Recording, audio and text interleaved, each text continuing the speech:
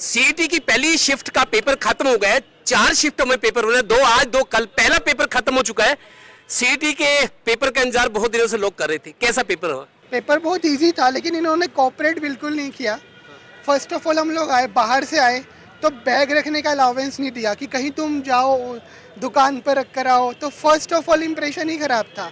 Second of कि मुझे first aid box का ज़रूरत था, मेरा हेडेक हो रहा था, रात को ट्रैवलिंग करके आया, मुझे वो भी provide, I am from Hisar, तो मुझे वो भी प्रोवाइड नहीं किया गया। बिल्कुल कोऑपरेट नहीं किया स्टाफ ने। बाकी पेपर का लेवल काफ़ी आसान था। अच्छा, आसान पेपर है। आप सुनो, 1 मिनट, पेपर दे के आ रहे हैं क्या? कैसा था पेपर? ये वो लोग हैं जो सीईटी का पेपर देने आए हैं, लेकिन बोलना नहीं जानते, अपनी बात रखना नहीं जानते। ऐसे स्टूडेंट्स भी बहुत हैं। क्या बोले? आप बताओ, कैसा पेपर था? बहुत हार्ड था। वो कह रहे बहुत इजी पेपर था। उसको पता होगा, उसको लगता है वो तैयार होके आए थे। नहीं, ऐसा कुछ नहीं है। वो बिना सोचे समझे बोल रहा है। टफ पेपर, टफ कैसे था? मतलब जनरल नॉलेज सब कुछ। जीके भी हार्ड था, मैथ भी हार्ड था, इंग्लिश भी हार्ड थी। लगता है आपकी तैयारी अधूरी तो नहीं थी? नहीं, मैं फुल तैयारी के साथ आया था। अच्छा, कहाँ से आए हैं? मैं जुलाना से आया। अच्छा, आप कह रहे हो इजी पेपर है, आपको इजी लगा ये? 50% मार्क्स हैं जी जनरल कैटेगरी के लिए, और एक क्वेश्चन की जो मार्किंग है वो है 0.95 पर। एक नंबर सही रहे, एक क्वेश्चन सही रहेगा तो 0.95 मार्क्स आपको मिल जाएंगे। तो 0/60 या 65 क्वेश्चन अगर आपके राइट। आपको 50-50 लग रहा है? 50 से ज़्यादा लगा अपने लिए? अभी तक तो आज इजी है, बस जीके थोड़ा सा आप लगा लीजिए, थोड़ा सा। कैसे हो पेपर? पेपर बढ़िया हुआ है, और एनटी ने जो आपका सब्जेक्ट जो आपका जारी किया था उन्हें नोटिस, वही के वही सिलेबस आया है। जितना रीजनिंग बिल्कुल इजी आई है, मैथ भी इजी आई है। ऐसा कुछ नहीं है ये जिसने पढ़ नहीं रखा ना, पेपर जिसने पढ़ नहीं रखा ना वो ही मुश्किल बता रहा है। तो आप कॉन्फिडेंट है आपका तो काम हो जाएगा? हाँ, बस मैडम ने एक बात गलत कर दी थी कि टाइमिंग नहीं बताया उन्होंने। आप टाइम भी नहीं बताया, उसके बाद में 30 मिनट रह गए, उसके बाद में बोले कि बेल बजेगी, वो भी नहीं बताई। बढ़िया इंतजाम थे, बहुत बढ़िया इंतजाम थे। मुख्यमंत्री जी ने बहुत अच्छा किया। बट यहाँ का जो वो था ना सर, टाइमिंग के लिए कोई जैसे वॉल क्लॉक होती है या मैडम बोल दे तो उससे सुविधा होती है। अब क्या टाइम तो डलवा रहे 9:55 का साइन में, और वो पेपर टाइम में साइन करवाए जा रहे हैं। एप्लीकेंट्स कितने थे और वैकेंसीज कितनी है? वैकेंसी 65,000 के समथिंग है जी। 65,000? हाँ। और 11 लाख लोग हैं? हाँ जी, फिर उनमें से एब्सेंट भी तो हैं सर।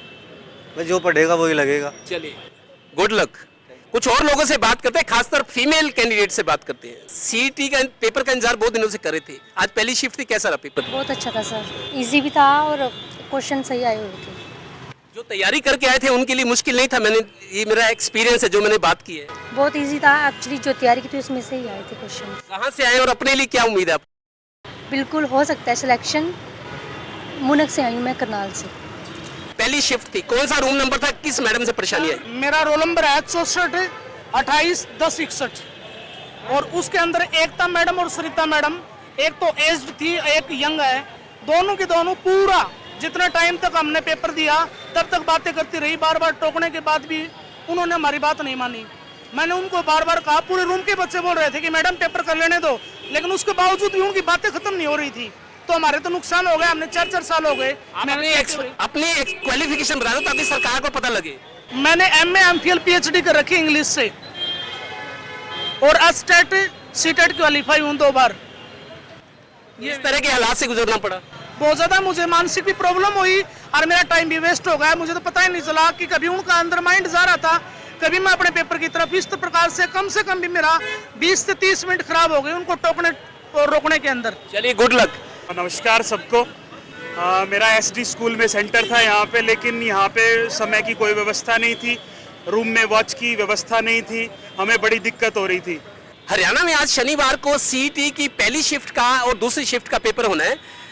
हिसार से, भिवानी से और भी कई जिलों से बच्चे परीक्षार्थी पेपर देने पानीपत आए हैं। ये एक गाड़ी है, मेरे को बड़ा जो कुछ लिखा है उसका मतलब जानना चाहूंगा। इसमें लिखा है सीईटी छोरिया का सेंटर, हिसार टू पानीपत, मानेंगे रे खट्टर काका तन है। ये इस गाड़ी में सवारों को रहा, गाड़ी है हिसार की। ये जो आप गाड़ी में तो सारे आए, आप भी आए, लेकिन इस प्लेट का मतलब क्या समझे? आप क्या कहना चाह रहे हैं मुख्यमंत्री जी को? कई सालों बाद निकाला था ये सीईटी का एग्जाम, इसलिए लिखा है मान गए खट्टर का तुमने, इसलिए लिखा था। आप इसका सही मतलब, इस लिखवाने का मतलब आप संदेश क्या देना चाहते हैं? संदेश यही है कि जब आपको बसों में रोडवेज का किराया फ्री करना था, एक तो आप लोगों के पास ऐसा कोई मतलब रोडवेज का मुनाफा तो होना नहीं, तो आपने इतने दूर दूर क्यों पटका बच्चों को।